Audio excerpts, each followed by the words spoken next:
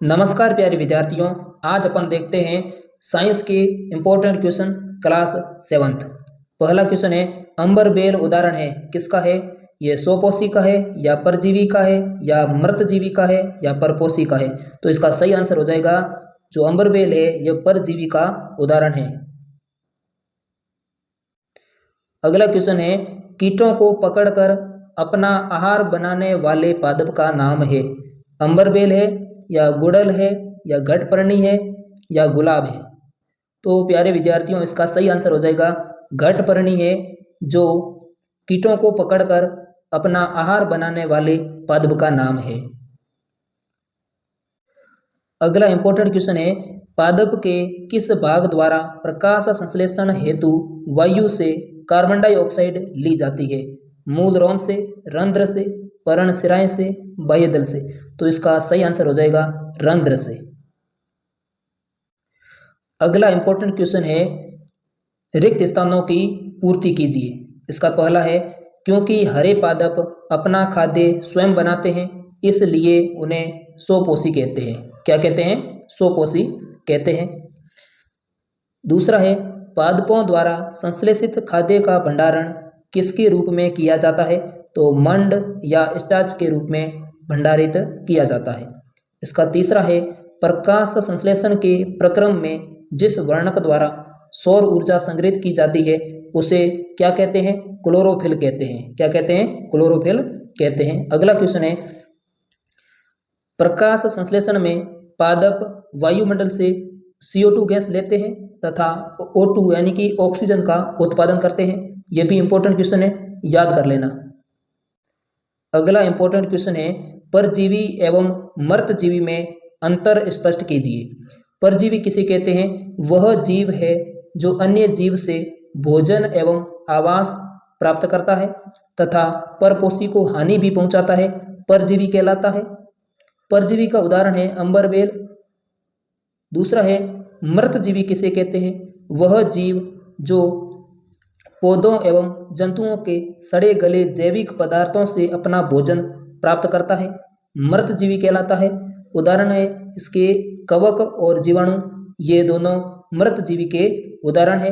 Important question है बच्चों। अगला इंपॉर्टेंट क्वेश्चन है जीवों को खाद्य की आवश्यकता क्यों होती है? तो देखते हैं जीवों को निम्नलिखित कारणों से खाद्य की आवश्यकता होती है, जैसे ऊर्जा प्राप्ति के लिए, शरीर का निर्माण के लिए, शरीर में कोशिकाओं एवं ऊतकों की टूट फूट की मरम्मत के लिए, शरीर की वृद्धि एवं विकास के लिए जीवों को खाद्य की आवश्यकता होती है। इंपॉर्टेंट क्वेश्चन है, याद कर लेना बच्चों। अगला इंपॉर्टेंट क्वेश्चन है दीर्घरोम क्या है, वह कहाँ पाए जाते हैं एवं उनके कार्य क्या है? तो देखते हैं शुद्ध आंतरिक मतलब कि छोटी आंत की आंतरिक भित्ति पर अंगुली के समान उभरी हुई संरचनाएं होती है जिन्हें दीर्घरोम कहते हैं। दीर्घरोम पचे हुए भोजन के अवशोषण हेतु तल क्षेत्र बढ़ा देते हैं। प्रत्येक दीर्घरोम में सूक्ष्म रुधिर वाहिकाओं का जाल फैला रहता है। दीर्घरोम की सतह से पचे हुए भोजन का अवशोषण होता है तथा यह रुधिर वाहिकाओं में चला जाता है। तो प्यारे विद्यार्थियों यह इंपॉर्टेंट क्वेश्चन है, याद करके आना। अगला क्वेश्चन है पित्त कहाँ निर्मित होता है? यह भोजन के किस घटक के पाचन में सहायता करता है? तो इसका उत्तर है यकृत गहरे लाल भूरे रंग की ग्रंथि है जो उदर के ऊपरी भाग में दाहिनी ओर अवस्थित होती है। यह शरीर की सबसे बड़ी ग्रंथि है। यह पित्त रस नष्ट स्रावित करती है जो एक थैली में संग्रहित होता रहता है, इसे पित्ताशय कहते हैं। पित्त रस जिसे वसा के पाचन में महत्वपूर्ण भूमिका निभाता है। तो ये इंपॉर्टेंट क्वेश्चन है पित्त कहाँ निर्मित होता है, ये भोजन के किस घटक के पाचन में सहायता करता है। अगला इंपॉर्टेंट क्वेश्चन है आपके क्या कारण है कि हमें ग्लूकोज से ऊर्जा तुरंत प्राप्त होती है?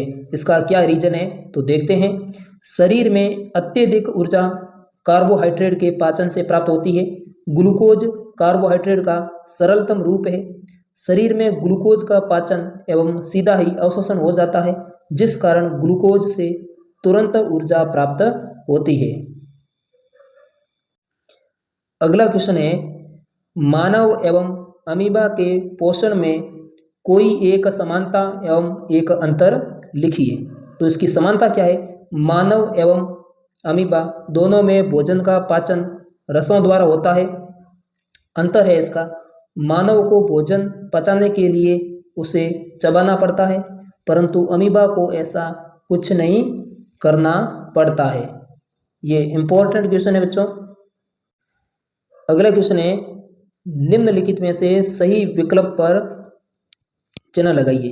तो इसका पहला है, वसा का पूर्ण रूपेण पाचन है किस अंग में होता है? तो किस अंग में होता है? शुद्ध आंतर मतलब छोटी आंत में जो वसा है उसका पाचन पूरी तरीके से हो जाता है। अगला क्वेश्चन है, जल का अवशोषण मुख्यतः किस अंग द्वारा होता है? किस अंग के द्वारा होता है? तो ये होता है बड़ी आंत के द्वारा। वृद्धआंत्र मतलब बड़ी आंत, बड़ी आंत के द्वारा जो जल है उसका अवशोषण होता है। अगला क्वेश्चन है, अम्लों और क्षारकों के बीच अंतर बताइए। अम्ल किसे कहते हैं? अम्ल स्वाद में खट्टे होते हैं। अम्ल नीले लिटमस को लाल कर देते हैं। अम्ल स्पर्श करने पर साबुन की तरह चिकने नहीं होते। अम्ल फिनोप्थेलिन का रंग नहीं बदलते। तो ये अम्ल का अंतर है। और क्षारक देखते हैं, क्षारक कड़वे होते हैं। क्षारक लाल लिटमस को नीला कर देते हैं। क्षारक स्पर्श करने पर साबुन की तरह चिकने लगते हैं। क्षारक फिनोप्थेलिन के रंग को गुलाबी कर देते हैं। तो ये इंपॉर्टेंट क्वेश्चन है मित्रों। अगला क्वेश्चन है, उदासीनीकरण के प्रक्रम को एक उदाहरण देते हुए समझाइए। तो उदासीनीकरण किसे कहते हैं? किसी अम्ल और क्षारक के बीच होने वाली अभिक्रिया उदासीनीकरण कहलाती है। इस प्रकरण में ऊष्मा के निर्मुक्त होने के साथ साथ लवण और जल निर्मित होते हैं। अम्ल प्लस क्षारक लवण प्लस जल बनाते हैं। तो ये उदासीनीकरण प्रक्रिया होती है।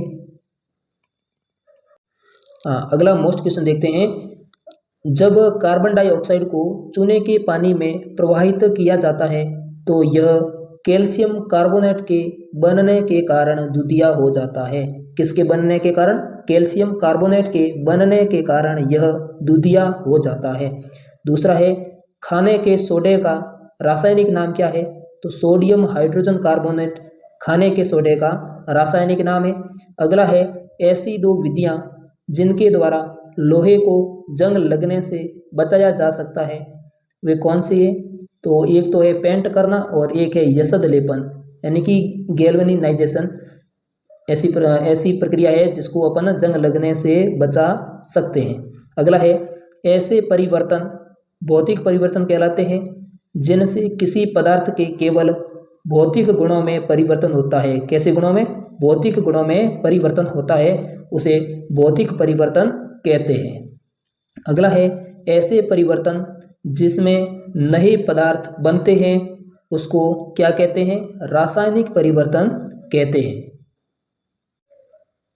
अगला मोस्ट क्वेश्चन है, समझाइए कि लोहे के गेट को पेंट करने पर उसका जंग लगने से बचाव किस प्रकार से होता है? तो देखते हैं, लोहे पर जंग लगने के लिए ऑक्सीजन एवं नमी की आवश्यकता होती है। लोहे के गेट पर पेंट करने से उसका बचाव इसलिए हो जाता है क्योंकि इसे गेट वायु एवं नमी के संपर्क में नहीं आता है।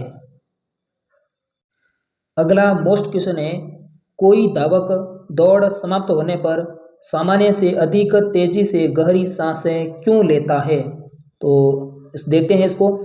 जब कोई धावक दौड़ता है तो वह पहले अत्यधिक व्यायाम करता है। इसे इसलिए उसे ऊर्जा की अधिक आवश्यकता होती है।